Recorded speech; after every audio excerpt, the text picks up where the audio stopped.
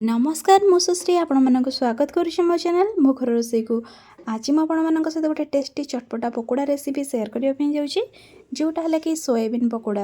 यही सोयाबीन पकोड़ा आपको खावाई बहुत क्रिस्पी और टेस्टी लगे सहित आपड़ जब कौन भी परिस्थिति पड़ी नॉनवेज खाऊना तेज चिकेन पकोड़ा बदल में आप सोयाबीन पकोड़ा को ट्राए करेंगे। तेज चलते देखा सुपर टेस्टी सोयाबीन पकोड़ा बनवाई कौन कौन सब आवश्यक।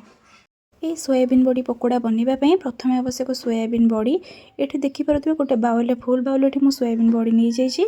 ता सहित ये किसी मैदा किसी कॉर्नफ्लोर अदा रसुण पेस्ट ये गोटे बड़ चामच नहीं जापर ये नहीं किसी दही ये मैरिनेट करवा जो पकोड़ा को से व्यवहार करवा।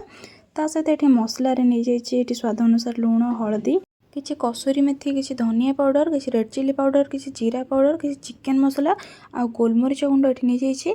ता सहित एबे नहीं छाणीवाई किसी तेल किसी जो देसी धनिया पत्र अच्छे काटिक नहीं जापर एवं चलते पानी में आम भिजे रखिनवा।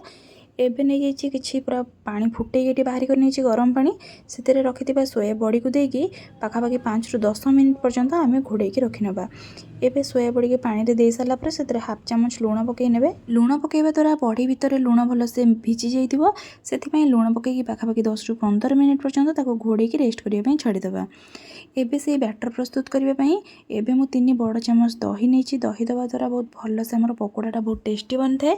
एबे से देली गोटे चामच ये जिंजर गार्लिक बा अदा रसुण पेस्ट ता सहित मसलार ये पकईली गोटे चामच जीरा पाउडर गोटे चामच ये धनिया पाउडर टी अधिका देवे। ता सहित एबे से किसी रेड चिली पाउडर किसी चिकेन मसला सब मसला को पकई सारापर एबे से किसी गोलमरीच गुंड पकईली जेहेतु रेड चिली पाउडर पकई से अनुसार देखिकी टिके गोलमरीच गुंड ने किसी कसूरी मेथी आउ किसी हलदी पाउडर पकई सारापर स्वाद अनुसार एम टे लुण पकई ना जेहेतु आम पूर्वर लुण पकई बड़ी बतुरवा समय से देखिकी लुण ने। एबे सब मसला गुड़ाक पकई सारापर से अल्प टिके पानी देदबा दही जो गिनारे थी मुझे पानी टिके देदेछि ताको भल से प्रथम जो मसला गुड़ाक दही सहित आम भलसे मिसेकी गोटे बैटरटे प्रस्तुत करनवा। तेबे देखो ये भल से मुझे गोलेकी बैटर ये प्रस्तुत करदेछि। एबे से रखि धनिया पत्र को पकई सारापर जो बड़ी के बतुरिके रखी से बड़ी पूरा नरम हो जाइए ताको हाथ में भल से मुझे चिपुड़ी देछि। चिपुड़ी देवा द्वारा तार जो एक्सेस पानी थी से गुड़ाक बाहरी से बड़ी को चिपुड़ी मुझे पकई सारापर एबे से पकईली 2 बड़ चामच ये कॉर्नफ्लोर से अनुसार मैदा 2 बड़ चामच ये नहीं जाइए। मैदा और कॉर्नफ्लोर देवा द्वारा बहुत भल बहुत क्रिस्पी होता है आमर पकोड़ाटा से मैदा और कॉर्नफ्लोर देकी ये भल से गोलेकी हाथ में रखिनवा।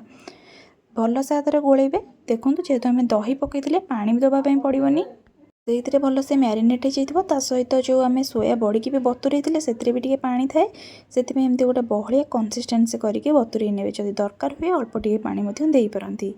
एबे देखिए पूरा परफेक्टली ये आमर जो बड़ीटा को मैरिनेट करके रखी नहीं पाखापाखि 5 ରୁ 10 मिनट साइड रखीदे जमी बहुत भल से मसला गुड़ाक बड़ी सहित मिसीज।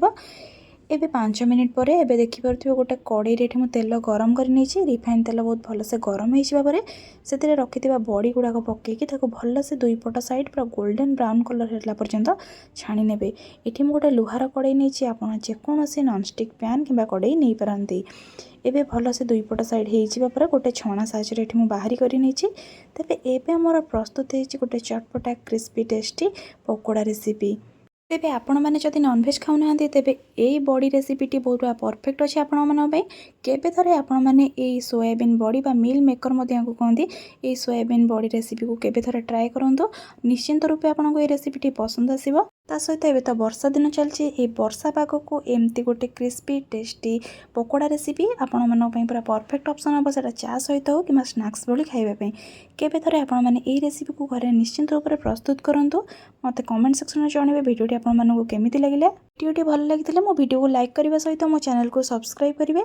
ता सहित एमती नुआ नुआ भिडियोर नोटिफिकेशन सबुठ प्रथम पाइबा मो चैनल को सब्सक्राइब करने सहित पाखर बेल आइकन को निश्चिंत रूप से प्रेस करूँ। आपण ये वीडियो को आपण फ्रेंड्स मान सहित कि रिलेटिव मान सहित सेयार करें। तेज आज रोचे देखा गोटे नुआ भिडियो नुआ रेसिपी सहित। जय जगन्नाथ।